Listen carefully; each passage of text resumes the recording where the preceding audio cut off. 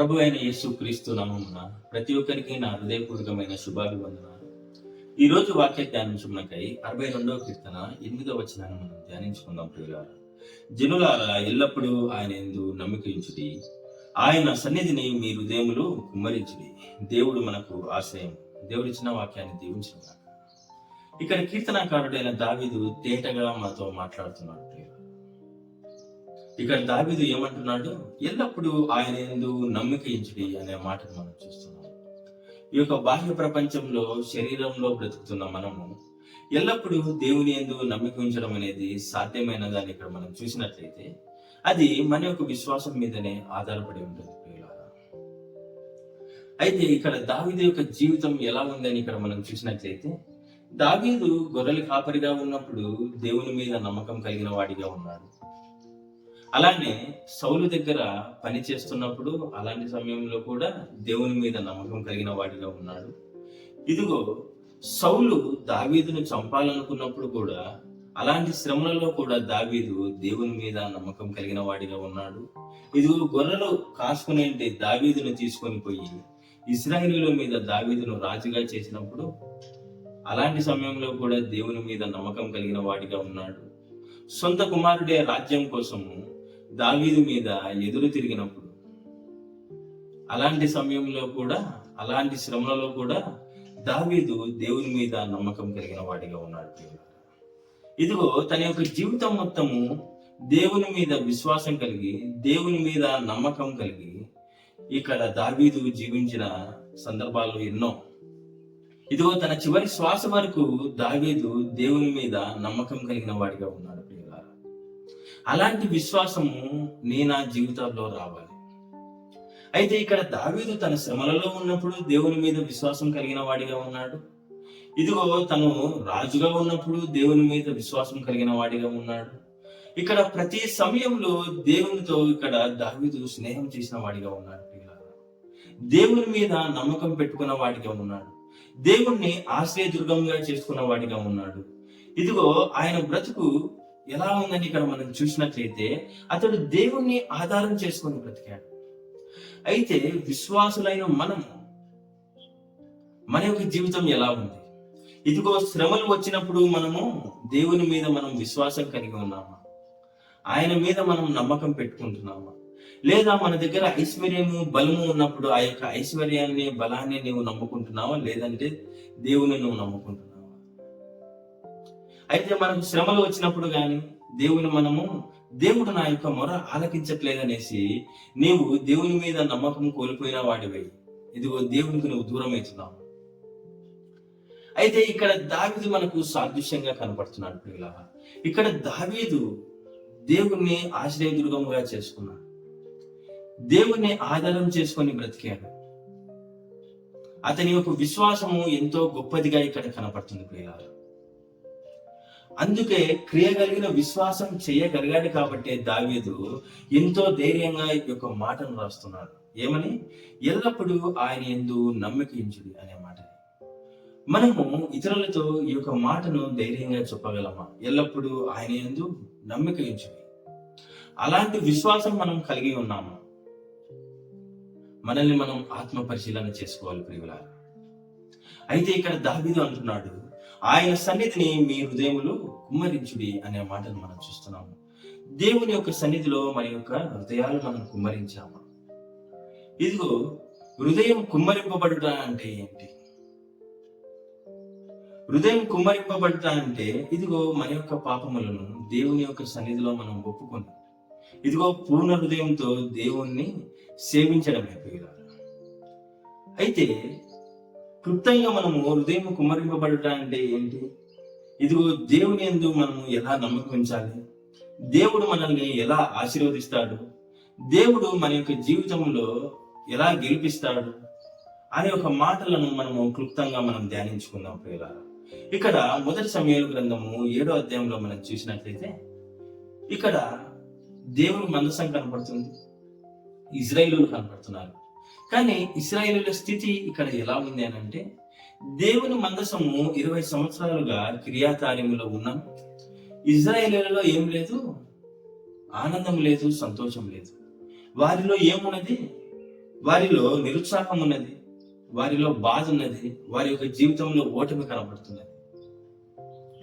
అయితే మొదటి సమూయేలు గ్రంథము 4వ అధ్యాయంలో మనం చూసినట్లయితే ఇక్కడ ఫిలిష్తీయులకి ఇజ్రాయేలీయులకి యుద్ధం జరిగినప్పుడు ఇజ్రాయేలీయుల మీద ఫిలిష్తీయులు విజయం పొంది ఇదిగో దేవుని మందసాన్ని ఆ యొక్క ఫిలిష్తీయులు వారి యొక్క దేశానికి తీసుకొని పోయినప్పుడు దేవుని యొక్క కోపము ఫిలిష్తీయుల మీద రగులుకొని ఇదిగో ఆ యొక్క ఫిలిష్తీయులను గడ్డల చేత మొత్తిన తర్వాత ఫిలిష్తీయులు దేవునికి భయపడి ఆ యొక్క దేవుని మందసాన్ని తీసుకొని వచ్చి బెత్షెమెషులో వదిలిపెట్టిపోయిన తర్వాత ఇదిగో అక్కడున్న ఇశ్రాయేలీయులు కొంతమంది ఆ యొక్క దేవుని మందసాన్ని చూసి ఆ యొక్క బెత్షెమెషు నుంచి ఆ దేవుని మందసాన్ని కిర్యతారీములో ఎక్కడ పెడతారు, అబీనాదాబు ఇంట చేర్చి ఇదిగో తన కుమారుడైన ఎలియాజరును ఇదిగో దాని ఆ యొక్క దేవుని మందసాన్ని కాపాడుటకై ప్రతిష్ఠిస్తారు. అయితే దేవుని మందసం ఒకప్పుడైతే ఫిలిష్తీయుల దేశంలో ఉంది. దేవుడు ఏం చేశాడో ఆ యొక్క ఫిలిష్తీయులను మొత్తాడు. ఇదిగో ఆ యొక్క ఫిలిష్తీయులు తీసుకొని ఆ ఫిలిష్తీయులు ఆ యొక్క దేవుని మందసాన్ని తీసుకొని వచ్చి బెత్షెమెషులో వదిలిపెట్టారు. బెత్షెమెషు నుంచి ఇక అక్కడ ఉన్న ఇశ్రాయేలీయులు తీసుకొని కిర్యతారీముకు తీసుకొని వచ్చి అబీనాదాబు ఇంట చేర్చుతారు. అయితే దేవుని మందసము ఇశ్రాయేలు దేశంలోనే ఉంది. ఇప్పుడు 20 సంవత్సరములు కిర్యతారీములోనే ఉంది. కానీ ఇశ్రాయేలులో ఏమి లేదు, సంతోషం లేదు, ఆనందం లేదు. వారు దుఃఖిస్తున్నారు, వారు నిరాశ నిస్పృహలో ఉన్నారు. వారి యొక్క జీవితంలో ఓటమి ఉన్నది. ఎందుకు ఓటమి ఉన్నది, ఎందుకు నిరుత్సాహం ఉన్నది, దేవుని మందసము ఉన్నా కూడా వారి యొక్క జీవితంలో ఎందుకు ఆనందం లేదు అని ఇక్కడ మనం చూసినట్లయితే వారి యొక్క జీవితంలో పాపం ఉన్నది. వారు విగ్రహారాధికులుగా ఉన్నారు. వారి మధ్య అన్య దేవతలను, అష్టారోత దేవతలను, బయలుదేవతలను పెట్టుకొని పూజించే వారిగా ఉన్నారు. అలానే దేవుని మీద కూడా నమ్మకం పెట్టుకున్నారు. వారు నామకార్థంగా జీవిస్తున్నారు. ఇదిగో నామకార్థంగా జీవిస్తూ ఇదిగో దేవుని మందసము ముందరుండి దేవుని దగ్గర వారు ఏం చేస్తున్నారు, యెహోవా అనుసరింప దుఃఖిస్తున్నారు. ఇదిగో దేవుణ్ణి సేవించే విధానము, దేవుణ్ణి సేవించే పద్ధతి అది కాదు. అందుకే వారు యెహోవాను అనుసరింప దుఃఖిస్తుండగా ఇక్కడ సమూయేలు వచ్చి ఇశ్రాయేలుతో ఈ మాట అంటున్నారు, మీరు యెహోవా వైపు మల్లుకొని పూర్ణ హృదయంతో యెహోవా వైపు మీరు మల్లుకొని ఇదిగో మీ మధ్యనున్న అష్టోరోతు దేవతలను, అన్య దేవతలను విసర్జించి పట్టుదల కలిగి మీ యొక్క హృదయమును దేవుని వైపు తిప్పి యెహోవాను మీరు సేవించండి, అప్పుడు మీకు ఫిలిష్తీయుల మీద గెలుపు వస్తుంది అన్నప్పుడు. అయితే వారు ఏం చేస్తారంటే సమూయేలు చెప్పిన విధంగానే వారు చుట్టుపక్కల ఉన్న ఆ యొక్క అన్య దేవతలను విసర్జించి పూర్ణ హృదయంతో యెహోవా వైపు మల్లుకొని పట్టుదల కలిగి యెహోవాను వారు సేవిస్తున్న విధానాన్ని మనం చూస్తున్నాం ప్రియులారా. అయితే మన యొక్క జీవితంలో కూడా ఎన్నో శ్రమలు, ఎన్నో కష్టాలు, ఎన్నో బాధలు. అయితే మన యొక్క స్థితి ఎలా ఉంది, మనం దేవుణ్ణి ఎలా మనం సేవిస్తున్నాము, మనం దేవుణ్ణి ఎలా మనం ఆరాధిస్తున్నాము, దేవుని యొక్క సన్నిధిలో నీ యొక్క విశ్వాస స్థితి ఎలా ఉన్నది? ఇదిగో పూర్ణ హృదయంతో నీవు యెహోవా వైపు మలుపుకున్నావా? సగం లోకంలో, సగము దేవునిలో నీవు ఉన్నావా? ఇదిగో నీ చుట్టుపక్కల అన్య దేవతలను నీవు సేవిస్తూ దేవుని దగ్గరికి నీవు వస్తున్నావా? అయితే దేవుడు నీతో నాతో ఈరోజు తేటగా మాట్లాడుతున్నాడు ప్రియులారా. ఇదిగో మనము పూర్ణ హృదయంతో మనం దేవుని వైపు మల్లుకున్నాం. ఇదిగో మన యొక్క హృదయంలో మనము విగ్రహాలను అంటే విగ్రహాలంటే ఆ యొక్క రాయే విగ్రహం కాదు, కానీ మనలో కూడా ఎన్నో విగ్రహాలు ఉంటాయి. గర్వము, అహంకారము, ఇదిగో జీవపు డంబము, ఇలాంటి విగ్రహాలు ఎన్నో ఉన్నాయి ప్రియులారా. అలాంటి విగ్రహాలన్నిటిని విసర్జించి దేవుని వైపు పూర్ణ హృదయంతో మనం మల్లుకొని ఆయనను మనం పట్టుదల కలిగి ఇదిగో మన యొక్క హృదయాన్ని దేవుని వైపు తిప్పి మనం దేవుని సేవిస్తాం. అయితే ఇక్కడ ఇశ్రాయేలీయులు అదే పని చేశారు. వారు పూర్ణ హృదయంతో యెహోవా వైపు మల్లుకున్నారు, పట్టుదల కలిగి వారి యొక్క హృదయమును యెహోవా వైపు తిప్పి దేవుని సేవించారు. అయితే కిందన్న వచనాల్లో మనం చూసినట్లయితే వారు అన్య దేవతలను విడిచిపెట్టి యెహోవాను మాత్రమే సేవించరి అనే మాటను మనం చూస్తున్నాము. మన విశ్వాసులైన మనము దేవుని మాత్రమే సేవించాలి. ఎలా సేవించాలి? పూర్ణ హృదయంతో సేవించాలి. పట్టుదల కలిగి ఇదిగో మన యొక్క హృదయాలు దేవుని వైపు మనం తిప్పాలి. ఇదిగో మనలో ఉన్న విగ్రహములను విసర్జించాలి.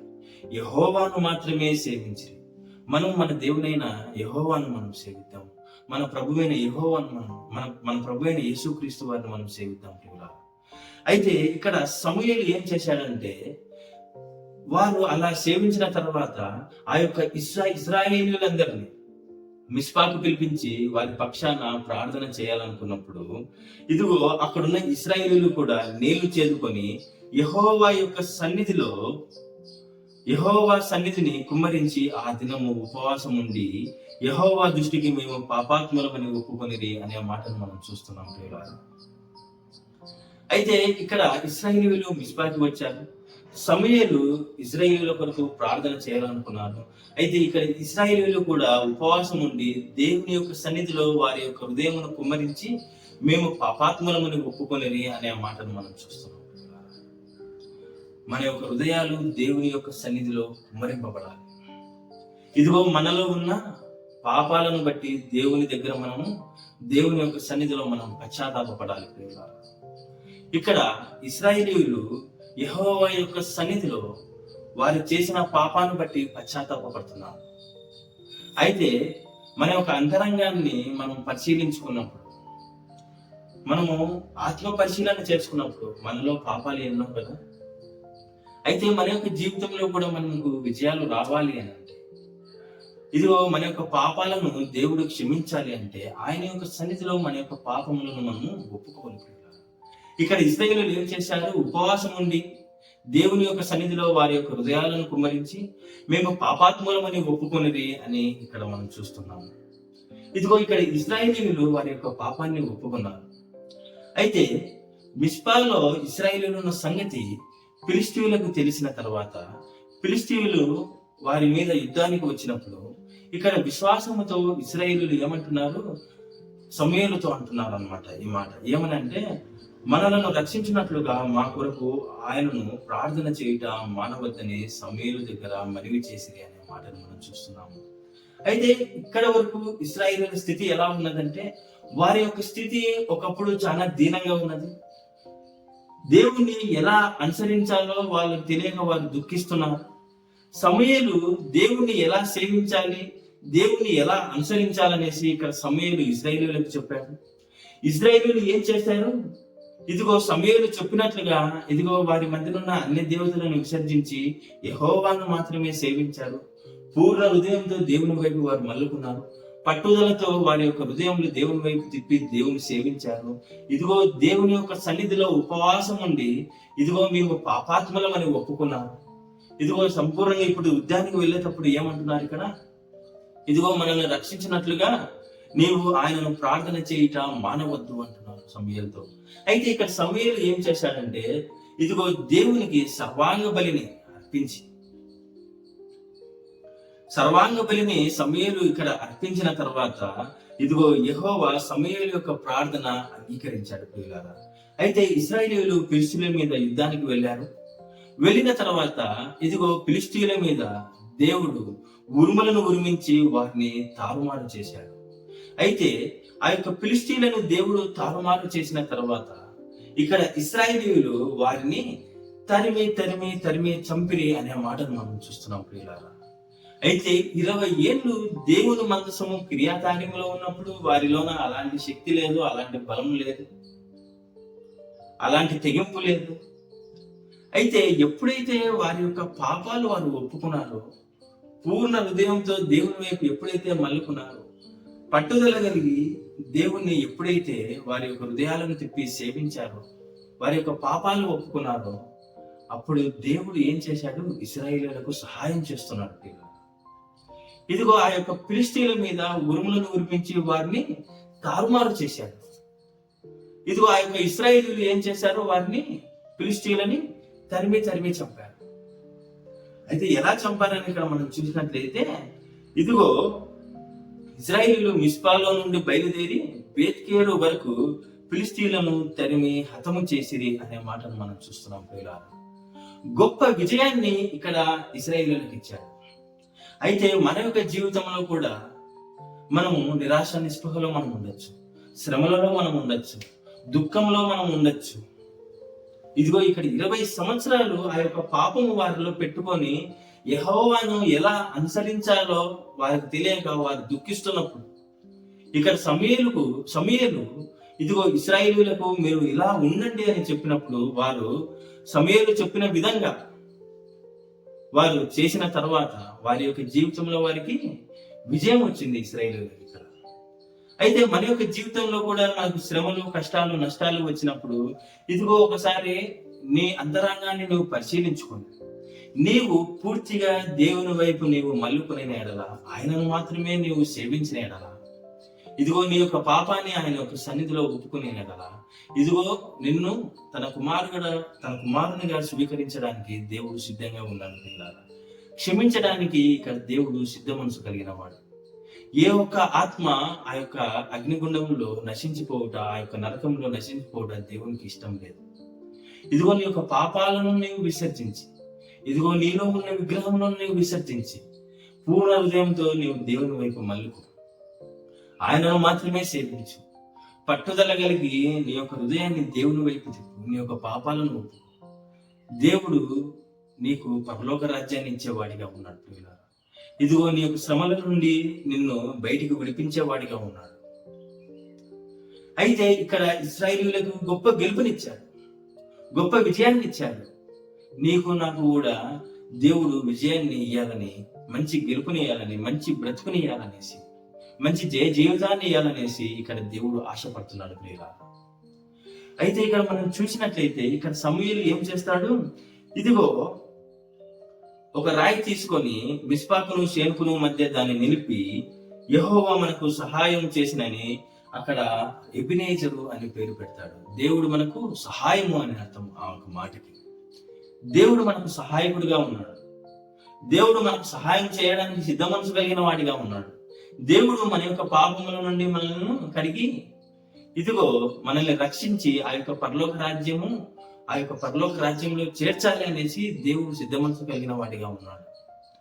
దేవుడు మనకు సహాయం చేసేవాడిగా ఉన్నాడు. కానీ మనం సహాయం పొందే అర్హత మనం సంపాదించుకోవాలి అని అంటే నీ యొక్క పాపాలను నీవు వదిలిపెట్టుకోవాలి. ఇక్కడ ఇశ్రాయేలీయులు వారి యొక్క పాపాలను బట్టి దేవుని దగ్గర పశ్చాత్తాపపడ్డారు.